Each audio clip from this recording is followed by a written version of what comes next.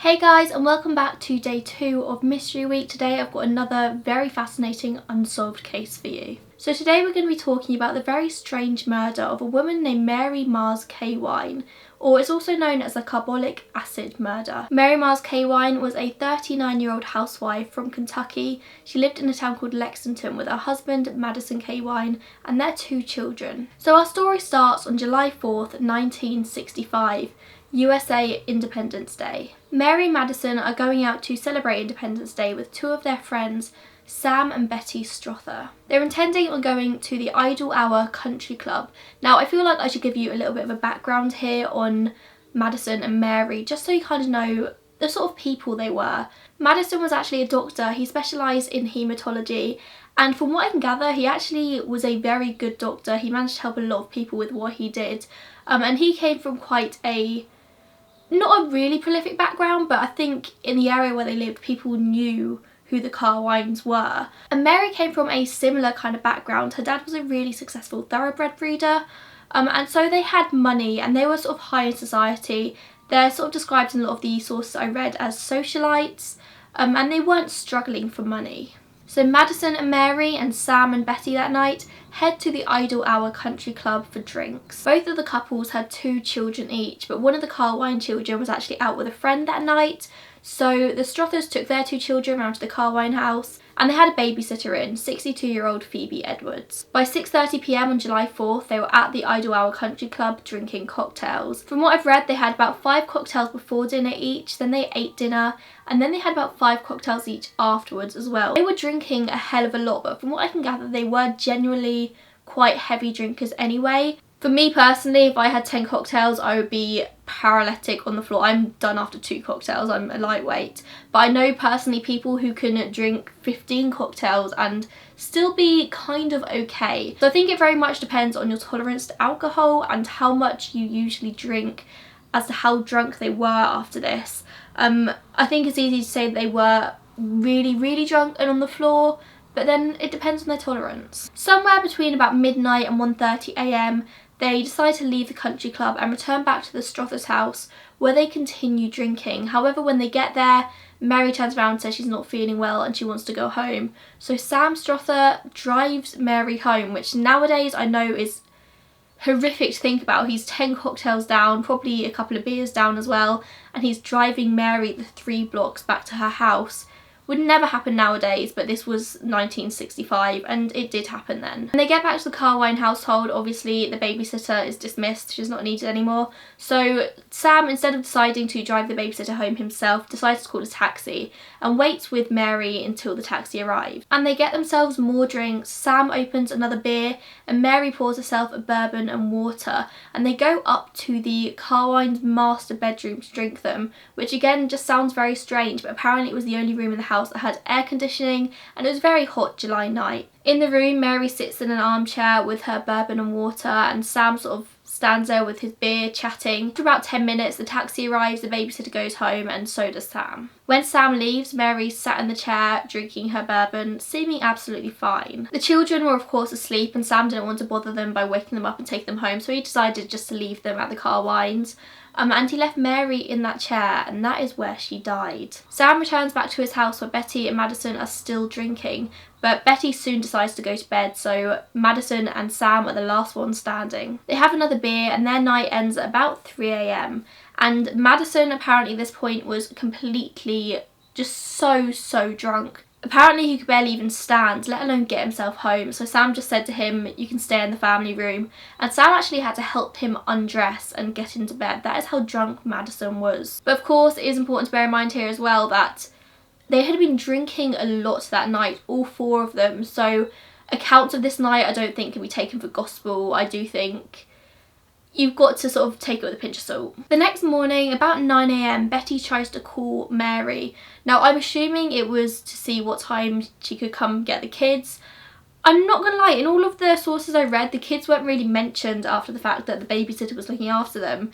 I'm presuming they were in the house with Mary dead for quite a few hours. Did they just not realise? Did they think she was asleep in the armchair? I'm not sure what happened with the kids here, but I'm assuming Betty was calling Mary to like say, "I'll come round and pick them up."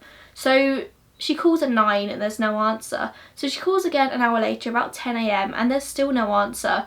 And Betty just knows this is very strange, it's very unlike Mary, so decides to drive round to the Cawein house. She opens the door because the previous night has been left unlocked and the porch light was actually left on as well.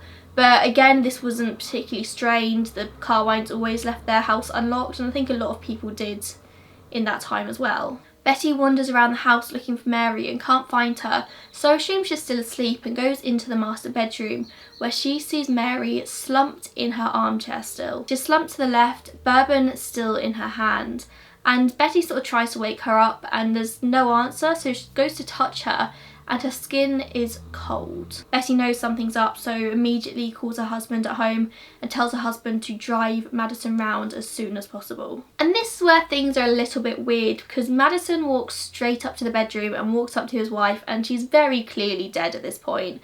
There's nothing you can do to save her. But instead of fussing over his dead wife, he picks up the empty beer can and the glass of bourbon and water and passes them to Sam and says, dispose of these now. And then Madison calls a doctor. I'm assuming because he was a doctor himself, he knew a lot of people he could call, but he decides to call Dr. William Winternitz. William arrives to examine Mary and pronounces her officially dead at 11:30 a.m. He speculated that she obviously died in the armchair whilst reading her book. She hadn't even attempted to get undressed. She was pretty much left in the exact same position that Sam had left her the previous night. Dr. Winternitz did also notice some tiny blood spots as well on Mary's slip and on the armchair on which she sat. Madison was immediately convinced it was suicide, and he started telling everyone that she definitely committed suicide. He did also consent to an autopsy, so Mary's body was taken to the University of Kentucky Medical Center. In the autopsy, Mary was confirmed to have a blood alcohol level of 0.4%.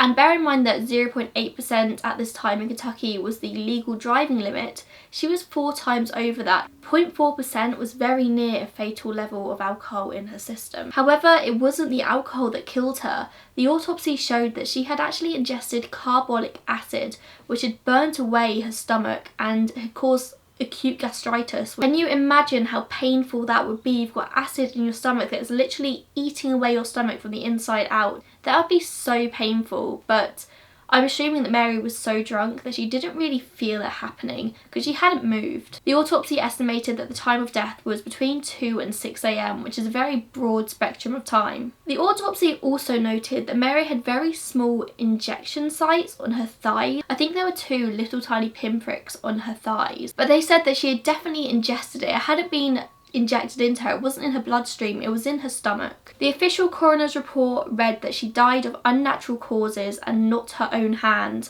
which went against what Madison was saying, that it was definitely a suicide.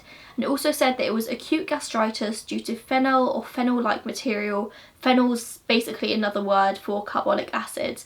Now, carbolic acid wasn't a household item at this time. It was actually very specifically used, and it was used as an antiseptic in the medical field. And not everybody would be able to get their hands on something like that. And I know what you're immediately thinking. Her husband, Dr. Madison Cawein, was a doctor, and therefore he could easily get his hands on something like that. But bear with that thought, we'll talk about that more later. Madison immediately brought into question the abilities of the pathologist who did this autopsy, even though 4 other doctors had actually witnessed the autopsy and said that it was pretty flawless, he hadn't done anything wrong. But Madison made Mary get a second autopsy and the showings were the same, obviously. It is very strange that Madison was so convinced that it was wrong, it was definitely suicide. Was he hiding something? July 10th, just a few days after the murder, Madison spoke to Mary's mum, and he actually told Mary's mum that he'd come straight from the hospital and he'd found out that Mary had died from taking too many Alka-Seltzers and the buildup of gas in her stomach had caused a heart attack. At this point, Madison would have known her actual cause of death. He would have known that this wasn't true. Was he maybe trying to spare her mum the pain of knowing that her daughter's stomach had basically been eaten away by acid? Did he think this was a sort of better way for Mary to die to save her mum's pain? I don't really know. The police obviously treat this like murder, as the autopsy says, and they begin to look into Mary's personal life, and what they find is not a happy marriage. Turns out that Madison Cawein has been cheating on Mary for a long time, and Mary knew about it. The previous year, he'd had an affair with a fellow doctor in the haematology department called Emma Lepat. Mary did know about this, and I'm not sure if Mary finding out was the catalyst of Madison ending it with Emma, but all I know is that the previous autumn it had ended. But he had recently started another affair, and this time with a patient of his called Barbara Liepman. And here we have yet another doctor coming into the equation. She was married to a Dr. Hirschl Liepman. Now, Madison had recently asked Mary for a divorce, reportedly, and I'm not sure how Mary took this news. I'm assuming if she knew she'd been cheated on for the last 2 years, she probably expected that a divorce was in the pipeline, but we don't know her full reaction. I don't know if she was relieved or upset or just very neutral about it. But Mary was very concerned about the affair that Madison had been having, not for herself, but she was actually concerned about Madison. She reportedly said to her grandmother that she was scared that Madison would lose his medical license for having an affair with a patient, and she also was scared that Barbara's husband would kill him when he found out. So I think here at this point we have 3 fairly obvious suspects. We have Dr. Madison Cawein, we have Dr. Emma Lepat, and we have Dr. Hirschl Liepman. All 3 of them would quite easily be able to get their hands on something like carbolic acid. But before we dive into all the suspects, let's actually look at the method of murder here, the acid. Now, like I mentioned before, carbolic acid is not something that is easily found in everyday life. It's not a household item. You kind of have to be in that profession, in the medical field, to be able to get your hands on it. Apparently when ingested, it takes the acid about half an hour to start burning away at the stomach, but this isn't an exact science. I don't think they've done tests on people by making them ingest carbolic acid so they can see how long it takes for it to start burning away at their stomach. That's not something the medical field can really ethically do. But the doctor said it should take about half an hour, but it could take longer, it could take less time. There are a couple of different possibilities here.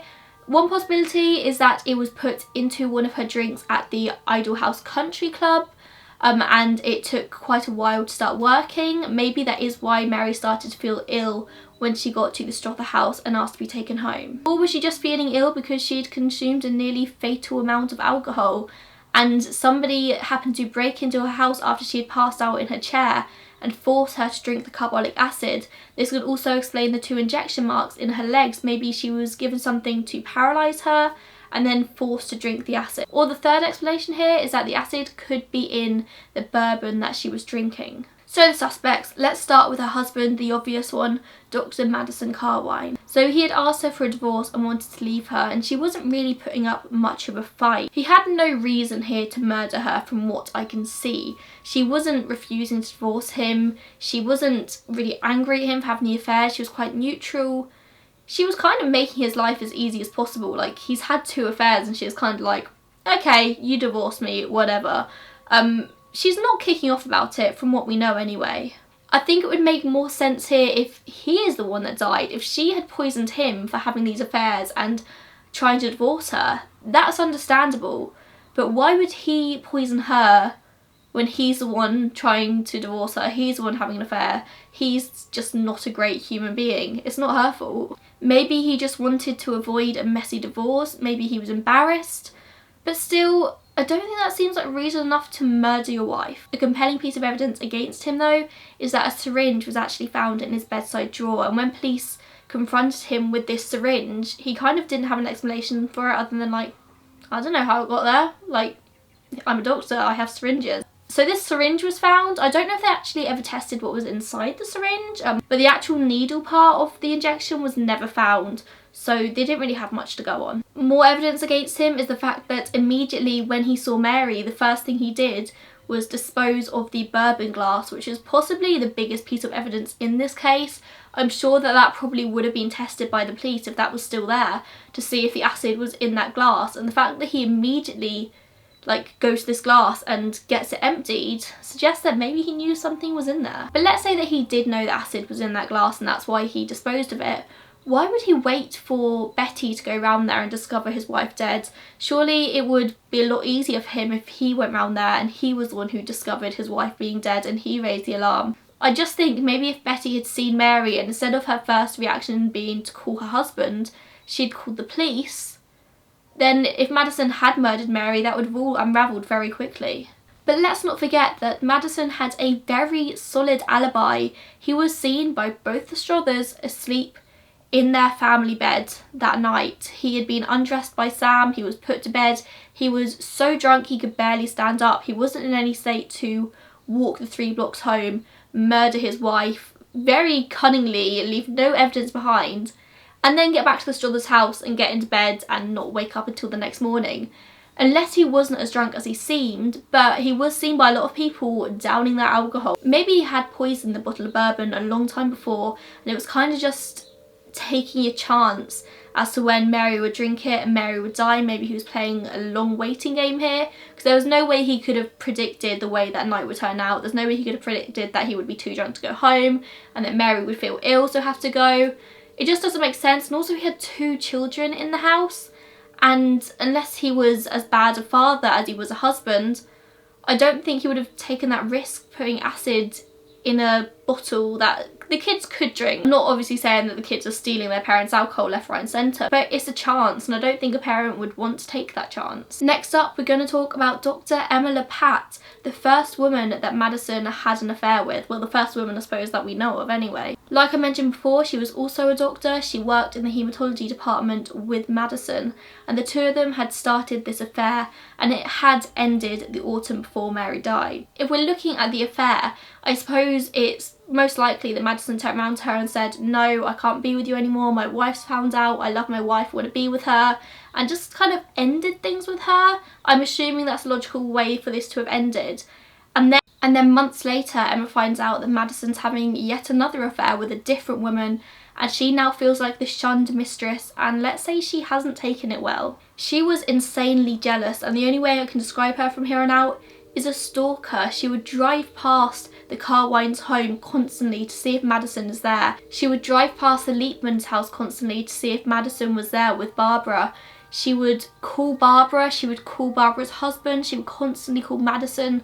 She was unhinged. She even approached Barbara one day and said to her that she has to stay away from Madison. But Emma definitely seemed to hate Barbara a lot more than she hated Mary. Barbara was the woman that replaced Emma, but Mary was kind of always there, and I don't ever think Emma saw Mary as a threat, but she definitely saw Barbara as one. Barbara kept receiving strange phone calls, and then one day Dr. Hirschl Liepman receives a very strange phone call himself. And this phone call was from a very emotional woman informing him about his wife's affair with Dr. Cawein. And later on, after hearing Emma's voice in person, Dr. Hirschl Liepman has turned around and said it was definitely Emma that called him and told him about the affair. Emma even spoke to the secretarial staff at the hospital, and obviously in these days, if somebody wanted to speak to a member of staff at the hospital, they'd have to call into the main office, and then the main office would have to transfer the call to the right sort of place. And Emma basically said to them, if Dr. Cawein gets a call from Barbara Liepman, do not forward it on to him. Now, like I've said before, Barbara was actually one of Madison's patients. She had Hodgkin's lymphoma, which is how they met. If you're not already convinced that Emma was a crazy stalker obsessed with Dr. Madison Cawein, I think this might change your mind. So one day, Emma intercepts Barbara's test results, and Emma, being a doctor herself, suggests to people what treatment it is that Barbara needs, and actually purposely gives the wrong treatment. She gives a treatment that is so much stronger than the one that she should be receiving, and this would have potentially put Barbara's life at risk. And luckily Madison spots this error and manages to correct it and gives Barbara the right treatment, but Emma was very dangerous here. But you've probably noticed here that Emma didn't actually really do anything to Mary that we know of at all. All of her anger was definitely directed at Barbara. So why would she kill Mary? Actually, even after Mary's death, Madison and Barbara continued their affair. It didn't stop them. So if Emma's aim here was to kill Mary and stop Madison having his affair, it had the opposite effect. Now Madison was free to have affairs with whoever he wanted. Our last suspect here is the third doctor in this story, Dr. Hirschl Liepman. Now, like I've already mentioned, Herschel was receiving very strange phone calls from a woman, the woman who informed him about his wife's affair. But on the night of Mary's death, July 4th to July 5th, he was actually on the night shift. And about 2 AM, he receives a message from the secretarial staff. And they basically say to him, your wife's at home, she's requested that you go home, she needs your help. And Herschel immediately knows that this isn't right, something just isn't sitting right with him, because he knows if Barbara wanted to speak to him, she wouldn't leave a message, she would actually like wait to be rung through to him. And he immediately sort of started to question if this was actually a message from his wife or not. He suspected that somebody was trying to make him go back to his house to catch Madison and Barbara in the act, let's say. Of course we know that's not true because Madison was out that night, he wasn't with Barbara, he was at the country club with Mary and his friends. So I'm still not entirely sure what the point of this message was, but Herschel goes back to his house and finds Barbara asleep in bed. Weirdly enough, he actually contacts the county police for advice, and I'm not sure what they said to him. I couldn't find those details, but I just find it weird that his first port of call here is to contact the police about his wife's alleged affair. It's a bit weird. But also when he's back at home checking on Barbara, he notes down all of the license plates on the cars in the area, then goes to the police station to get these license plates checked. I suppose in his head here he's trying to see who these cars belong to, if any of them belong to Madison Cawein. They obviously didn't. And he explained his situation to the officers. He said that his wife's having an affair, he's trying to find out, but he's had like lawyer advice and his lawyers have said not to physically confront this man because obviously he doesn't want to like implicate himself. And they said that he just seemed very distressed, a bit dishevelled, like a bit all over the place, but he didn't seem upset about his wife's affair. I think he'd had a bit of time at this point to come to terms with it, and that wasn't what he was like freaked out about. But then again, if the police are saying this in hindsight, knowing his connection to Mary Cawein, maybe that has distorted their view of what actually happened that night. I do have my own little theory here, and Herschel had been told by lawyers not to harm Madison because he didn't want to implicate himself. If he wanted to get a divorce from Barbara, he had to like stay on the straight and narrow, shall we say. But maybe Herschel had the mindset of an eye for an eye, and Madison had taken Barbara from him, so he was going to take Mary from Madison. If this is what happened, clearly that didn't work out for him either because Barbara and Madison still continued their affair. Another interesting point here is that Barbara was reportedly pregnant at the time that Mary died. She didn't know if her husband or if Madison was the dad, and so was planning to get an abortion. And she was actually wanting Madison to be the one to perform the abortion, but I don't actually know if this abortion ever went ahead or not. Maybe she did end up having this child. Another person I want to possibly mention as a suspect here is Sam. He would have been the last one to see her alive, or the last one to admit that he saw her alive. So he could have easily poisoned her, I suppose, but why? He had literally no motive to do this, unless he's just really sick and just wanted to murder a woman for no reason whatsoever. I don't think Sam was the one to do this here. And as far as I can see anyway, Sam has never even been slightly considered as a suspect in this case. So I think here we have three very solid suspects, but I could not tell you which one I think is responsible. I do think Herschel possibly has more reason, and also he doesn't have much of an alibi. Like, he went home, then he went to the police station, then he went back to work, and he's just a bit all over the place, and he's not entirely accounted for that period of time. So I do think based on that he is the most likely, but I think all three had their reasons and it could be any of them. I'm so excited to hear what you guys will think in this one because I think this is going to be a really interesting comment section. I hope you did enjoy it. If you did, give it a thumbs up and make sure you subscribe to my channel. And of course be back this time tomorrow for another instalment of Mystery Week. Bye guys.